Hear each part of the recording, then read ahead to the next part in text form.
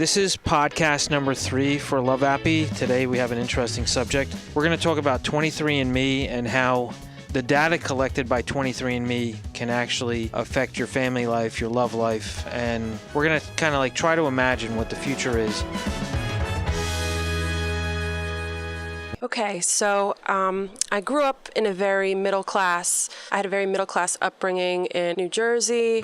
Grew up with both my parents. They are still married almost 50 years at this point, and a brother and a sister. I'm the middle child, and for me, I felt like I had a very normal upbringing. Both my parents worked. They always encouraged in us to also work, really to support ourselves and be independent. And I look back really fondly on my childhood as being this quote unquote normal in comparison to other friends of mine. Like, a lot of my friends came from families of divorce, and they had stepbrothers and stepsisters and would spend weekends with one parent or the other. And to me, that was just not my experience. Both my grandparents were very involved in the church. My grandfather was a member of the Knights of Columbus for his local church, and my grandmother started catechism at that same church. So to them, religion was very tied up in your family life, and it defined you. It was kind of like made you who you were. I'm 39 years old now, so I have my own family at this point. I've been married for almost 5 years. Both my siblings are married, have their own significant others and children, and we've settled into this norm of our own family lives. Now my parents are grandparents, and to us, this is how I'm sure we thought we were going to move forward. You had an idea of who your parents were? Oh, yeah. From when you were growing up? Very much so. You attended church? Yes. You prayed? Yes. You believed in them, you believed in yourself, and you believed in God? Absolutely. And God was probably leading you, or the teachings of the church were kind of leading you down the path that you thought was the best for you. Certainly. A big deal in my family was the sacraments. You got your communion. Every one of the sacraments was celebrated with a huge family party. That was always like a rite of passage in my family. The communion, the wedding, all of these things they were done with the church and very celebrated. Mm-hmm. So that was great. Important to us. Sounded like you felt very confident. Sure. Growing up, you had faith to lean on. You had your parents to lean on. Mm-hmm. Your brothers and sisters. If they did something wrong, you kind of all worried about each other. Oh yeah. About whether you're going to go to hell or you're going to go to heaven. I'm sure. Sure. Maybe not in the literal sense, but yes, we definitely had morals and a moral compass that revolved around the church and what the church felt and thought. Right. So it sounds like a pretty normal life. Mm-hmm. When did you start to see things a little bit differently as an adult? Everything kind of came to a head this past May. My first cousin went onto the website 23andMe. She got it as a gift from, I believe, a boss of hers. So she thought, why not? Why wouldn't I use this? She submitted her DNA. I believe that they give you a tube that you put your saliva into, you mail it away, and you get a membership through the app on your phone, and you receive your information after a period of time. When she did it about 5 years ago. Mm-hmm. So every so often, she would get an email from the app saying, we found a match. It's this person, it's that person. And up until now, she always knew who those people were because they were her family members. They were people that she knew from growing up with in life. In May, she got an email saying she'd been connected with a person, and she did not know their name. She didn't know who they were. They're from Florida. As far as we know, we don't have family members in Florida that are connected to us. The app offers their belief of how you're connected to this person. It said, we believe you're connected through a grandparent. You have a grandparent in common with this person. They are most likely your first cousin. Okay. She looked at the name, did not recognize the name. Mm-hmm. So she shot off an email to this person and said, this is so interesting. My name is Jay, and I don't believe that we've ever met. I'm so curious because the app is telling me we are first cousins. Right. So do you feel like there was an invasion of family privacy right then and there? For her, it just was more curious. She was curious because she just did not know who this person was, and the app was insisting you're related to this person. You have DNA matching with this human. Did she immediately tell all of you? She didn't tell anyone. Okay. She was more curious. So her gut instinct was to write to them. It's also her nature, very friendly. Mm-hmm. She said, maybe we're connected through my grandmother on this side, and stated some names and backgrounds and areas of the world that they're from. Maybe you're connected through my mother's side, and the same thing for that side. What she received back at that point was an email from a woman who stated that she was very sorry if my cousin was disappointed, but she had been adopted and she did not know how they were related because she didn't know who her grandparents were. Wow. She had been born in 1970. She had been adopted through Christian Services in the Bronx, New York. Okay. And she had signed up for 23andMe to find out about genetic illnesses that may be in her lineage. Right. So she didn't want to disappoint my cousin. However, she didn't also want to cause a problem because this is probably a deep, dark, hidden family secret. And if this is the last time we speak, that's okay. Right. Signed her name, and that was it. Right. Wow. So What happened after that? So was your cousin curious? Oh, yeah. At this point? Now she wants to know. Now she's like, I have to find out who this is. Right. So she called her parents, who are my aunt and uncle, Right. and questioned them. Said, who is this person? Because I want to know who this is. Do you know who it is? And my uncle said to her, yes, I think I know who that is, based on the date, the place, the timing. Right. But this is a bigger thing, and I really need you to kind of lay back a little bit, and I'm going to handle it. Right. And at that point, he decided to phone me directly. Okay. Driving home from work. This is your uncle? This is my uncle. This is my mother's brother. Okay. So just to frame it, he's about 10 years younger than my mom, and he only knew what I'm about to tell you from overhearing conversations as a child. Wow. And then several years later, he verified it with an aunt of mine who's my mom's sister. Right. So I was driving home from work one night in May, and I get a phone call from my uncle, and he says he wants to speak to me, but he wanted to know where my husband was. He said, "Where's your husband?" I said, "Well, he's at home. Why?" And he says, "I have something important to tell you." And I, of course, think someone's passed away because that's the only time that we really speak under these types of circumstances. He seemed concerned, so I'm sure you're scared to death. I was afraid, and immediately my stomach clenched. I said, "Oh my gosh, what's wrong?" He told me the story of what had happened with my cousin and the email. And he said, "And I need to tell you something. I'm coming to you because I feel like you're the good representative for your family. And I wanted you to know that I believe this to be your sister." Okay. Wow. So That's I kind shocking. of stopped for a pause, and I tried to process that he's telling me that he thinks that this person on 23andMe is my sister. What was your first thought? I just felt happy for some reason. I felt like flushed with happiness. Like I knew that what he was saying was true. Immediately, like instinct told me, like, this makes so much sense. Like Right. I have another sister. Well, you could feel it within I felt it. I felt like he was right for some reason. I just knew he was right. So I asked him, I said, "How do you know this is my sister? What is making you believe this to be my sister?" And at that point, he shared a story with me. When my mother was 17, she had a boyfriend that she had met at a dance at a local military base. And that boy had become her boyfriend for a period of time. And my mom became pregnant by him. Now, in an Irish Catholic family, the oldest daughter is almost like a second mother. She helps kind of take care of all the children. So that was my mom at that point. She was like a second mother in the household. And to my grandparents, this was the ultimate sin. Wow. Our oldest daughter is now pregnant, out of wedlock. It's 1970. We have to close ranks. We can't let this happen. So my mother at that point was told that she was going to go away for about a year, and she was going to have this child, and she was going to give it up for adoption.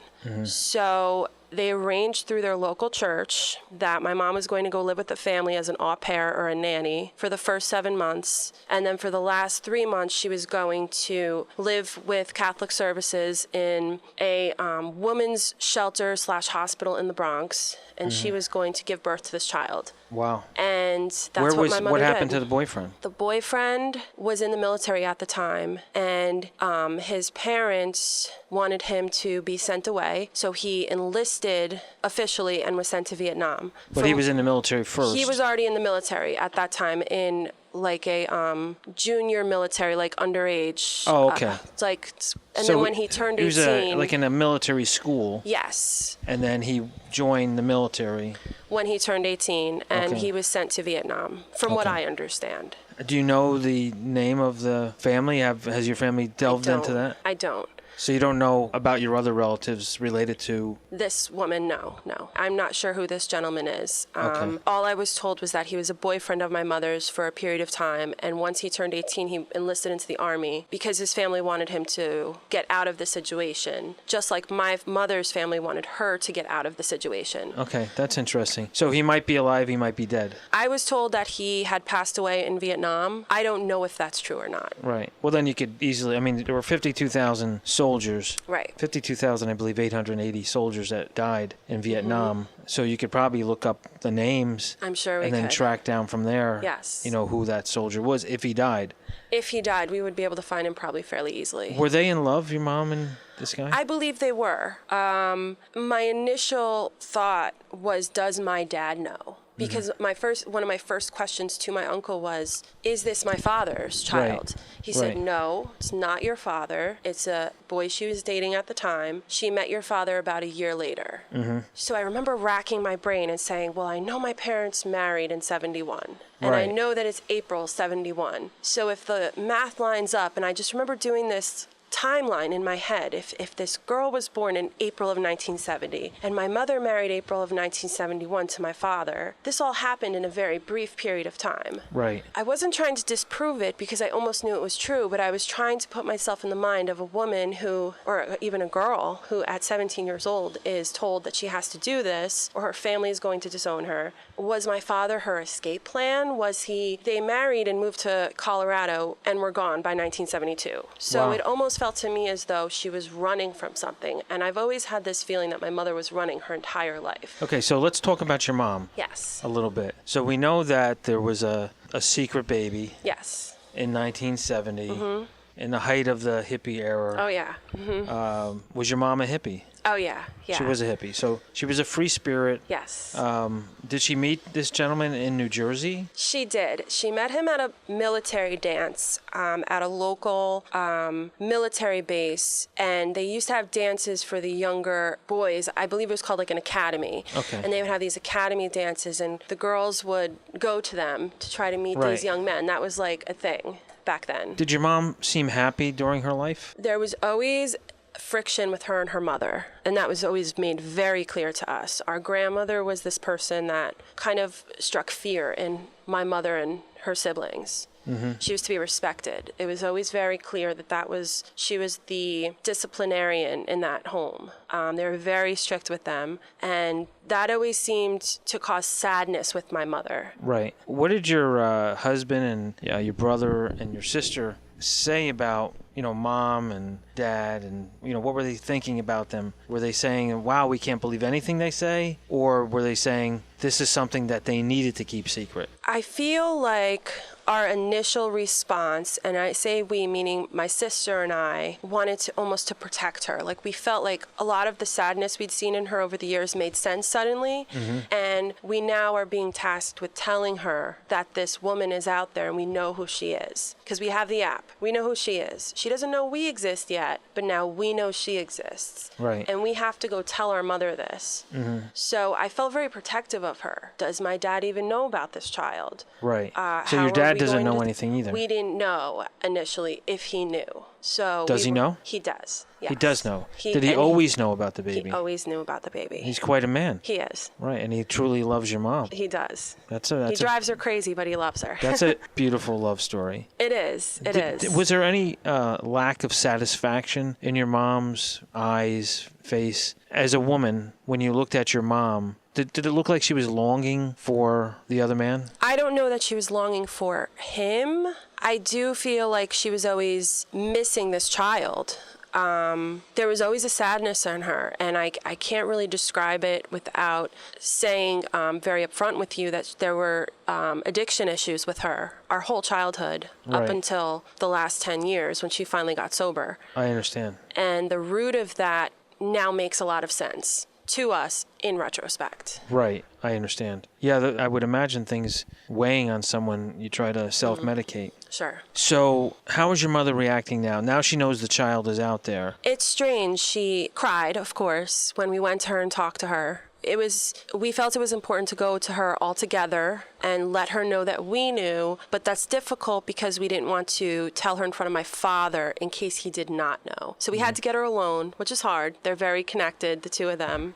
And we asked her about it and then told her that this woman's out there and that we wanted to know if we had her permission to reach out to her. Right. And she cried and she got a big smile on her face. And she said she always felt like we would find out. She just never believed it would happen in this way. It's very bizarre. Right. You spit in a tube, you send it away in the mail, it comes back, and it wasn't even one of us who did it. Right. It was a family member. Right. None of us certainly asked for this, but I really believe if this didn't happen, we would not know. We never would have been told. Well, do you feel like there's any bit of an invasion of privacy? In a way, yes. I know that my mother feels that way. Right. So, I mean, it seems like 23andMe and other human genome services are gathering a lot of data. You know, their kit is very inexpensive, Right. making it accessible to mostly everyone. Yes. And they're certainly selling to people, saying, "Well, learn your ancestry.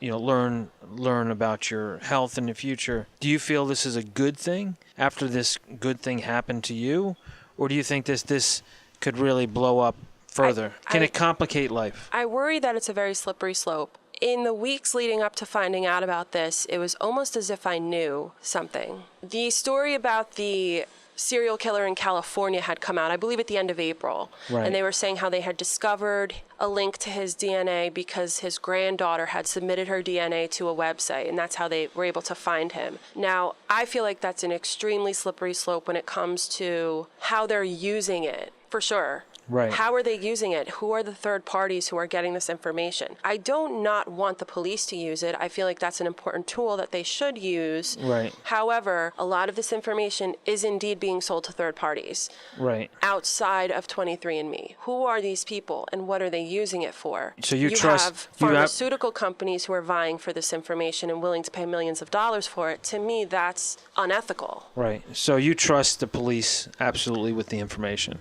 I want to believe that the police would use it for the right reasons to hopefully solve crimes and to, even if it came down to getting people out of jail that weren't the perpetrators, Right. you certainly hope it would be used in an ethical way. Right. It's very hard to tell if it would be. There would have to be some type of service that was overlooking all of it, some set of standards, right? Right. To make sure it was being used properly. Well, with your imagination, what could go wrong? I mean, as far as the police are concerned, or No, just in in terms general? of this data being collected from your family. Now pretty much anyone along your family line, they've got the data on them. Sure. They have now, Facebook has your actions. Yes. Right? Yes. The words you use and what you do and the events you go to and so forth. Combining the two of those in your own imagination, what could happen? Nothing? Of course not. I would certainly not want pharmaceutical companies getting hold of it. They've proven in the past that they can't be trusted with information about people. They've used, specifically pharmaceutical companies have used information like that against people. Right. They've harvested information. Now you have these big pharma vying directly for information from 23andMe and Ancestry.com. They want it. Right. Why do they want it?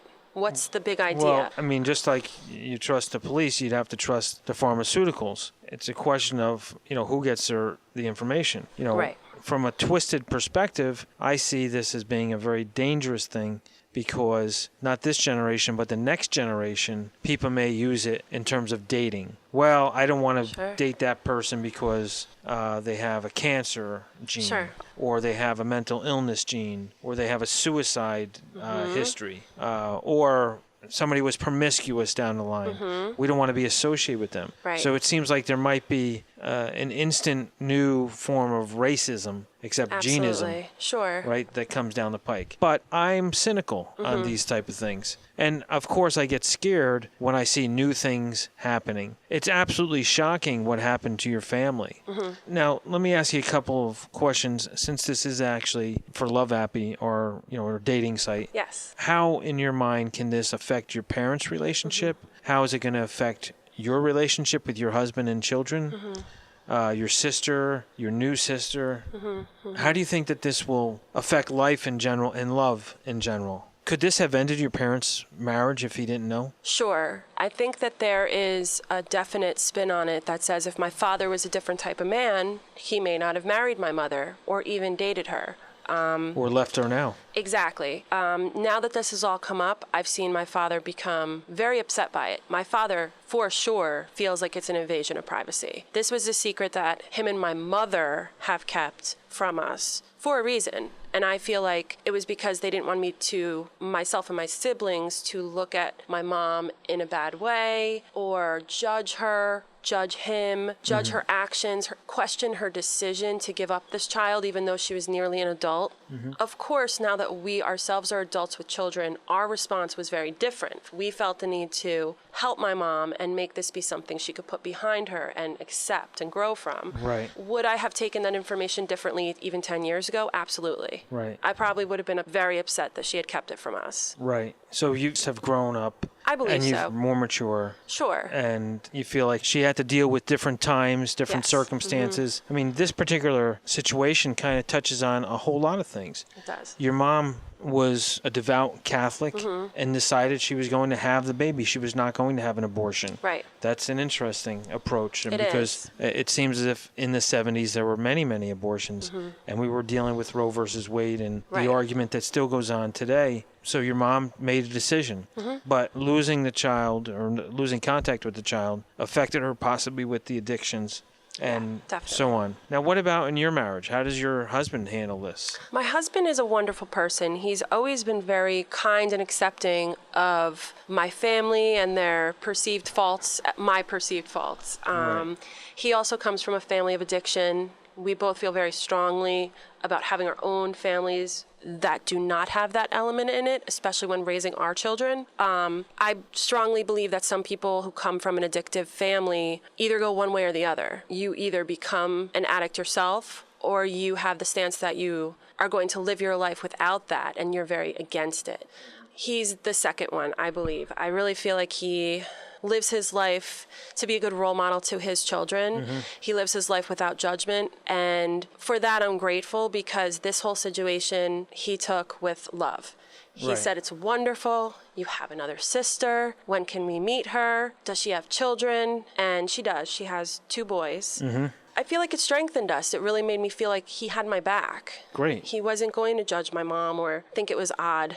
Right. With the addiction gene or alcoholism gene, I'm Right. assuming it was alcohol, your children, what if someone looks at their bloodline, their genes, and says, well, wow, your family has addiction in the family. Right. Sorry, Mary. Sorry, Bobby. Right. You love each other, but it's got to end here. What happens then? Well, think of that future. Right now, if we go on a dating app and we see a potential mate, we can Google them. And do they have a criminal background? Do they Right. have anything that I can dig up on the internet? Imagine there's a day where I can click a button and see if he has a cancer in his history, if he has addiction in his history, what were his parents like, what's their genealogy. That would be an interesting future, right? Yeah, I just wonder how many great human beings that have faced challenges in their lives and kind of mesh that into greatness we would miss out on Right. because people avoided Right. the problem genes. Sure. Because it seems like great people often come from very difficult times and experiences. And I think the great inventors, the musicians, the artists,